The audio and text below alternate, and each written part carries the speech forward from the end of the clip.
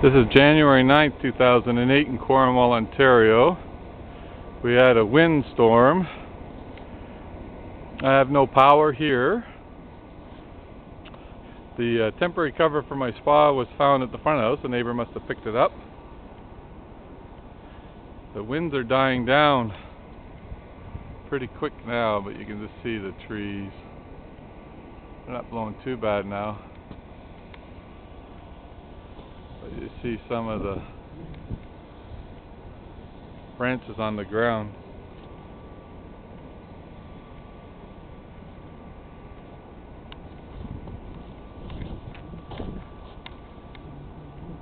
Some of the trees are blowing.